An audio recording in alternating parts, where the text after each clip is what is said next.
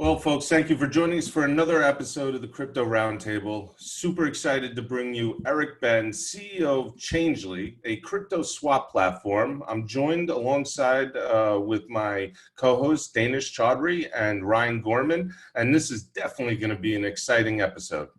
Eric, thank you. Hey, really a pleasure to be here, guys. I've heard a lot about the show. I'm super excited. Marty McFly here is super excited. I brought a little friend with you. It's great. Yeah. Great emotional support in these tough times. Before we start, can you give us a little, you have an interesting story on how you came to be in crypto. It's actually fascinating to anybody who hasn't heard it before. I definitely want you to explain it to us, take us down that path, and tell us how you got to where you are. Well, I was walking down the street one day. No, seriously. And a Bitcoin fell out of the sky. Yeah, exactly. Right. Roger just dropped Bitcoin Cash and I just took it and I ran with it. Yeah.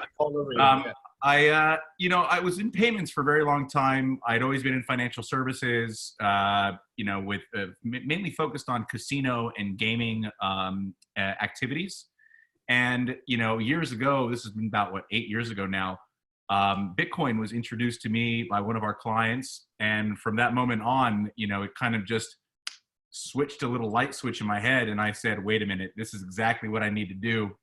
And everybody at that time, obviously, said I was crazy and didn't know what I was doing. Obviously, they were right. But still, I ran with it. And actually, in 2012, set up the first US-based cash to Bitcoin company with a couple partners called ZipZap. And we had a partnership with MoneyGram at the time. We were in every CVS pharmacy. Everywhere MoneyGram was, you could actually walk in, do a bill pay, and get your Bitcoin. That's when Bitcoin was $1. And so here we are now. And yeah, that seems like eons ago now.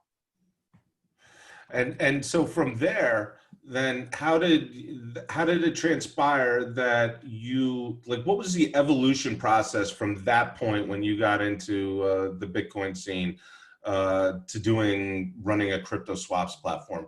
A lot had to happen. Oh yeah, a lot of ups and downs, as we say, right? So after starting the business there, I then ended up partnering with Brock Pierce and Steve Beauregard to set up a payments company, which is actually still going, called GoCoin.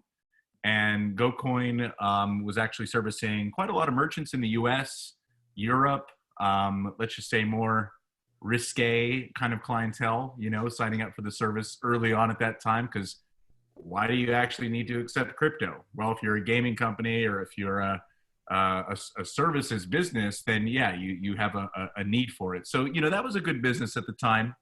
And then, after that, I met a gentleman who we all probably know from the newspapers by the name of Halsey Minor. Halsey Minor was the co-founder of Salesforce. And then before that was the founder of CNET and VigNet. And so Halsey and I in 2014 really started brainstorming and came up with a phenomenal idea and a plan, which is now called Uphold. And before Uphold took its name, it was actually previously called Bit Reserve, where it was actually created as to be a federal reserve for crypto. And that was the idea behind Bit Reserve. And now obviously Uphold is taken over, and that's a great business. And then from there, I obviously was very excited about the different things going on in the crypto space. I obviously took a little time off after, doing very well, and wanting to launch my own token with a couple projects, which didn't transpire.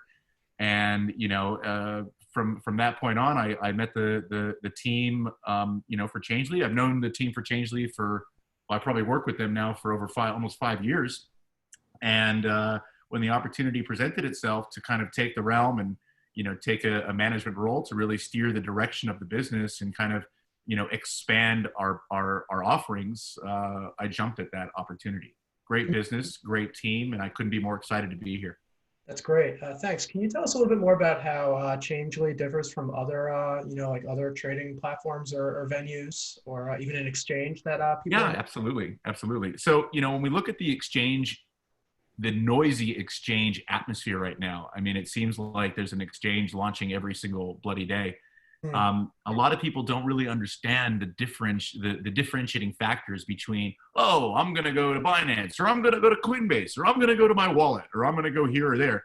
At the end of the day, Changelly itself is a swap platform. It's not really a full order book exchange. We're not a spot exchange. We don't have our own order books. We don't have our own wallets. We're completely non-custodial, which means that users basically that want to purchase crypto or change between one crypto asset to another crypto asset have to provide their own wallet for that transaction to take place. We obviously assist the customer by, taking those transactions and executing that on our exchange partners, but our platform itself is not a spot exchange. So we're not here to, offer margin trading. We're not actually holding any user funds.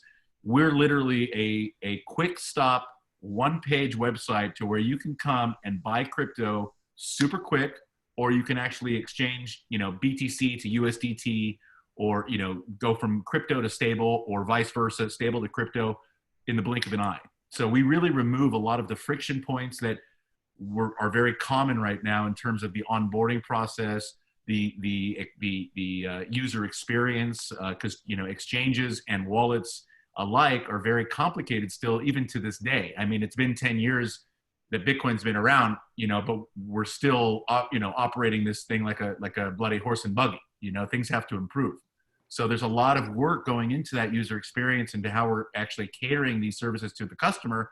And that's something that Changelly has obviously, I think, perfected over the past, 5 years now.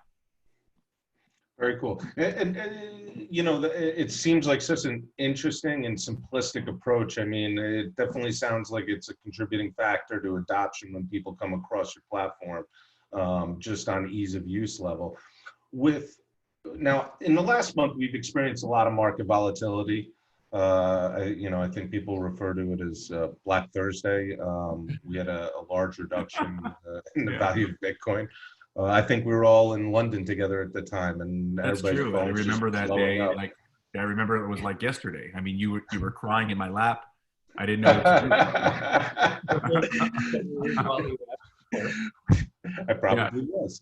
Now, I hadn't cradled anything that large for probably 8 years. when that happened and struck off the whole streak of volatility moving into where we are now, which has become pretty sideways and stable, did Changelly get affected by that in any way? Did you have a lot more traffic coming through the door, or were there order sizes changing? What happened on your side as a ripple effect? Well, you see, Alex, the beautiful thing about what we provide, especially in this market, especially, considering it's still so nascent, we provide the ability for people to move in and out of crypto. So whenever there's volatility, or whenever there's a pump, or when the market is going up and everybody's excited and wants to buy, or, everybody's so depressed and scared because it's going down and they have to sell and they have to get out of their crypto holdings, we sit in the middle of that, and we actually, we win every time, in the sense that, if there's a market crash, people are transacting on the platform and moving into stable, or withdrawing, or, doing whatever they need to do to get cash in their hand, like real money, fiat money, the money that they need to use to survive. Sure. Otherwise, they're doing whatever they can to get rid of that fiat in order to get into crypto. So we're seeing a really interesting growth actually at the moment, especially since the COVID-19 pandemic has kind of really sunk in. People are actually using the platform much more now than they were previously. So we've seen an exponential amount of growth, with all things considered, and hopefully business continues to grow. And we'd like to obviously consider ourselves as being an essential component for a lot of the people in this ecosystem, not only customers, mind you, because our API for the swap exchange also powers a lot of very well-known wallets in the ecosystem as well. Partners like Exodus, Engine, Coinami, BRD, MyEther Wallet, and the list goes on and on from there. So it's funny you mentioned the COVID-19 coronavirus and more people using the platform. I actually find that very similar to this show. Because of it, more people are willing to actually be on it. Yeah, there you go. The audience is great. People have more time at home to watch your show, Alex. I mean, it's because the show is pretty great too, obviously. You know? No, yeah. If you can stop talking Danish, that way I can see more of Alex and Ryan. That'd be great. So Eric, how was your personal portfolio? What do you hold, and how did that go during Black Thursday? So fortunately for me, I'm not really a big holder these days. I've had my fun in the sun during ICO period. I obviously am now back in management. So, I'm not sitting on a beach somewhere, actually I have to work for a living. So, just like you guys, but, I'd say my holdings are very, very easy. It's a lot of XRP, a lot of Bitcoin Cash, obviously with my boy Roger, and I have to support, Bitcoin.com and their efforts. Love the community efforts there. I also hold quite a bit of BAT. And a couple other shit coins that I really don't feel like mentioning to avoid embarrassment, if that's okay. Yeah, you're a big Ripple holder. I'm sure the Ripple community must love you. And is this because of payments? Is this because of your whole payment background? Yeah, I do believe that Ripple will never go anywhere. But at the I do believe that XRP will never go anywhere, but Ripple themselves, with their inner, whatever it's called, I forgot the name already, inner protocol or something that they're doing with the W3 Foundation. Actually, the new product is called Xspring. I think Xspring is a cool product. I think it's doing some cool stuff. I was looking at it the other day, and if they can get the adoption on the network, then great. Otherwise, they're pretty much up shit's creek without a paddle, in my opinion. And I used to do a lot with Ripple Labs when I was living in San Francisco and running my first crypto company. But that seems like eons ago now. Right. So you've led Changelly really successfully over the last 5 years, and you've been very involved with, managing the team, growing the company. I'm sure you've grown it from, I don't know, like 10 people. I don't even know. How big is Changelly right now? How many people? So we have about 60 members of staff. We are spread between London, Malta, and Eastern Europe. Okay, that's good. So you've been instrumental in that growth over the last 5 years. And so where do you think the future lies for Changelly? Well, obviously, our user base is quite interesting.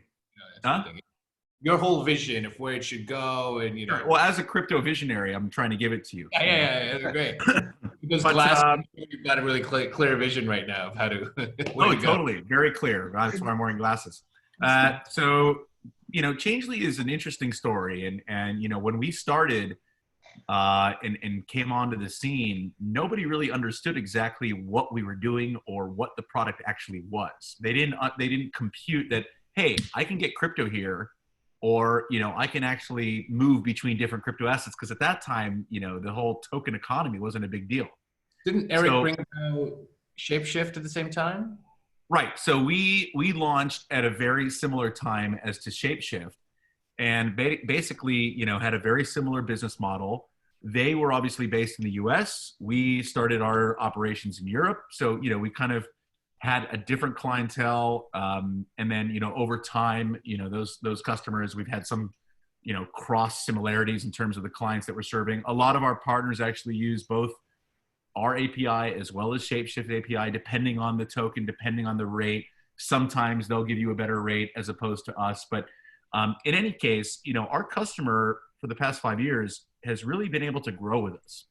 As the crypto scene has gotten bigger, as people have become more mature, as the technology has become less nascent, we've been there as a brand supporting not only the partners on the B2B side, but 3 million plus users on the B2C side.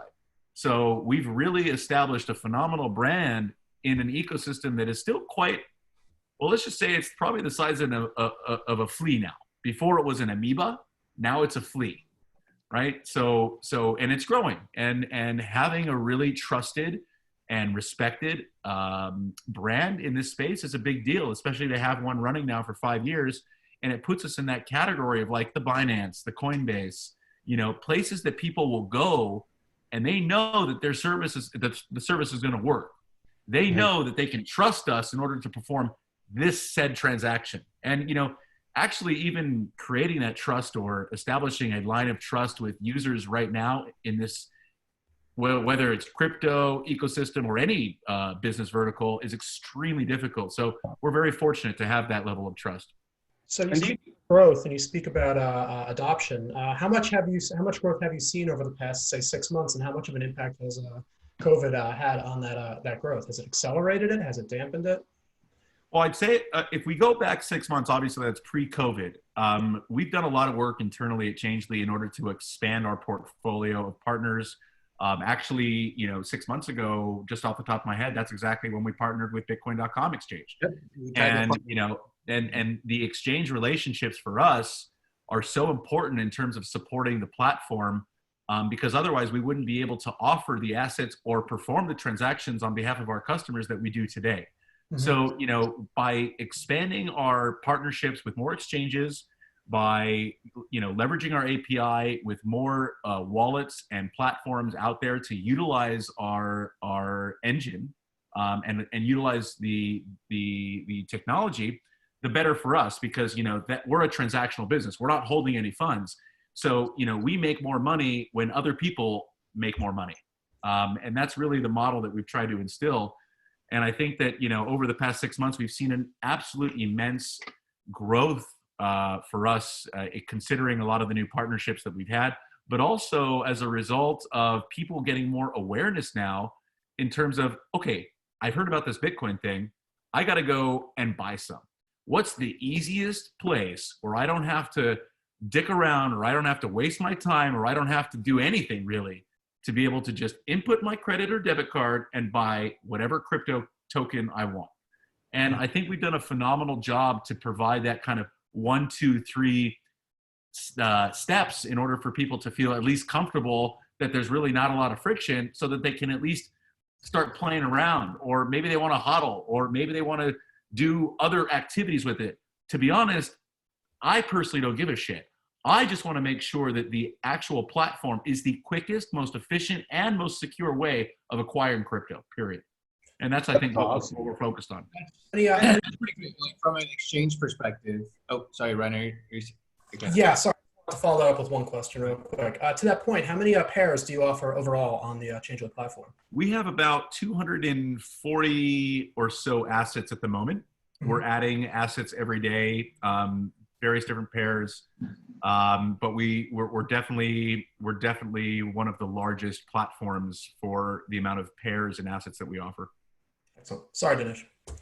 That's right. I was just going to follow up, but like from an exchange perspective, we did tie a partnership with Changelly, and it's been very fruitful for both sides. I think from our perspective, our listing clients have had access to offer their tokens on the Changelly platform, and vice versa. Changelly's clients have been able to kind of access our user base, which is great.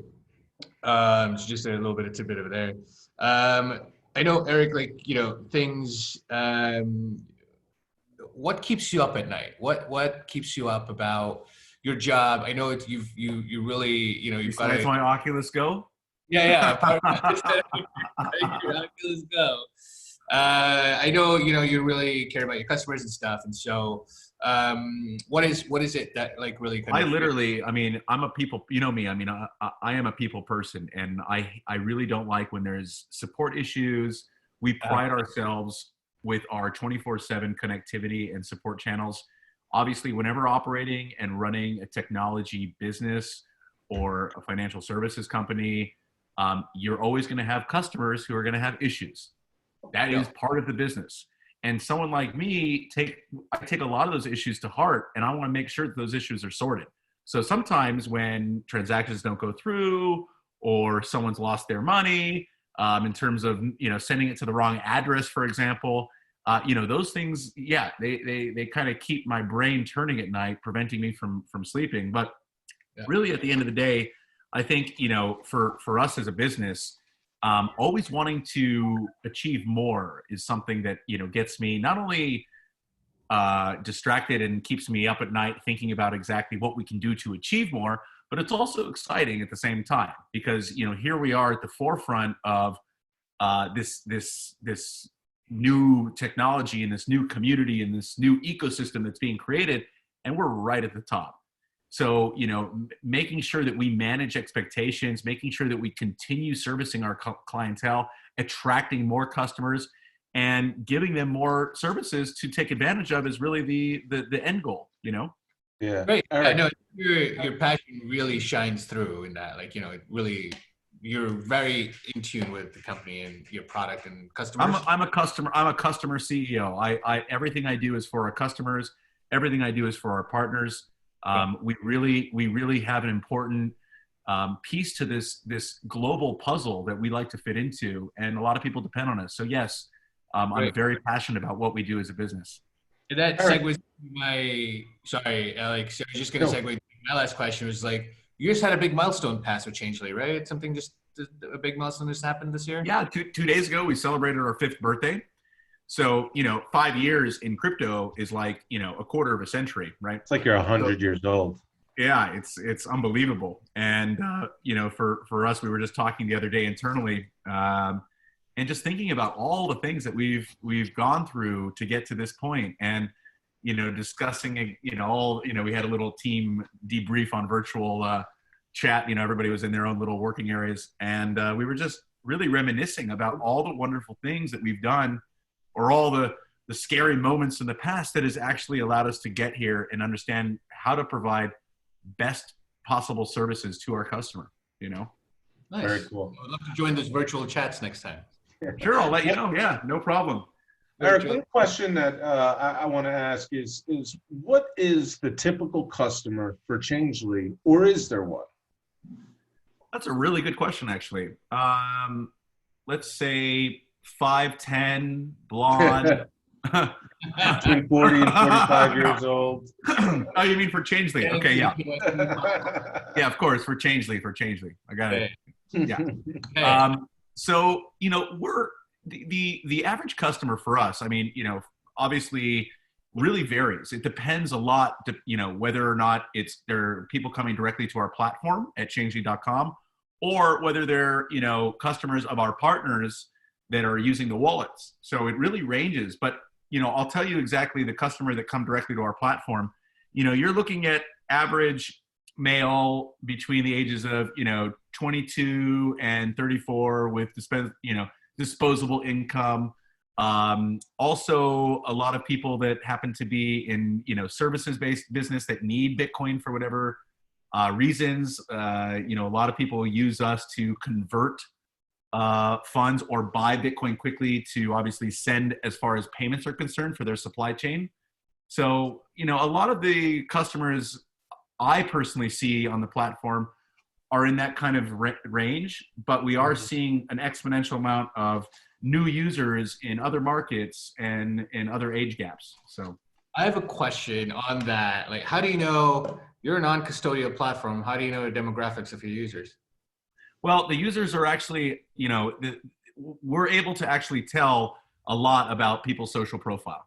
So, you know, when they're actually registering their name or their details, you know, they're giving us their name, obviously, and they're connecting their Facebook, or they're telling us when they were born and all that kind of stuff. So we have information on these customers. Oh, is that what they do? They provide you with personal information for a non-custodial? Yeah, we collect, we do auditing, we do KYC, so we have to collect as much personal information on these users as possible before they transact to the platform. That's how to run a proper business. Okay, I didn't know the KYC was mandatory for. Oh, absolutely. Whenever we're running financial-based activities, we have to implement KYC procedures, and you know we like to think of ourselves as a.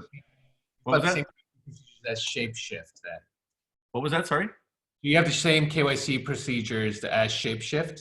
I'm not familiar with their. I mean, they're a U.S.-based business, so they might have other regulatory requirements that they have to go through. We are a business based in Hong Kong, so we have our own structure of how we go about performing our business activities. But still, at the end of the day, every business should be doing KYC and the necessary AML and compliance checks, so that they don't have any issues, you know, long term with either authorities or with individuals. Okay, great. Very cool. Well, I mean, I definitely appreciate you being here. I know we're under a time constraint. You're a very We busy man. But Eric, thank you so much for taking time out. It was great to chat with you, and it was insightful to learn more about Changelly. How can folks find you or get involved? Well, you can DM me. No, don't DM me. Send them Please, all the I just want to make one little shout out. Obviously, Sure. we're running a special promotion for our 5-year birthday. 0 fees on Changelly.com. So go ahead and start transacting. If people want to reach out, they can find us at Changelly.com, as I said before, or they can follow us on Twitter. We also have a Telegram channel. And if you want to obviously follow me on Instagram, you can do that as well at CryptoBenz. Very cool. great. Walking around, posting photos of how he's walking around in his like mask and his gloves and his orange shoes. Hey, I gotta be safe, especially when running such an important business in this ecosystem. Of course. Oh, And the video man. of you in a taxi are like just great. Like that's social distancing, obviously. You know, you take Well, look, Danish, if I could have a bodyguard like you do at Bitcoin.com, I would. well, you know. Eric, Not be me, so it's fine. Eric, Guys, thank you very much. Thank you, bud. It's been an absolute pleasure. Thank you so much. Thank you, Rick. It's been a pleasure having you. I love what you're doing, Danish. I love what you're doing, Ryan. I love what you're doing. Thank you so much, gentlemen. Take Thanks, it Eric. easy. Bye-bye, man. All right. Take care.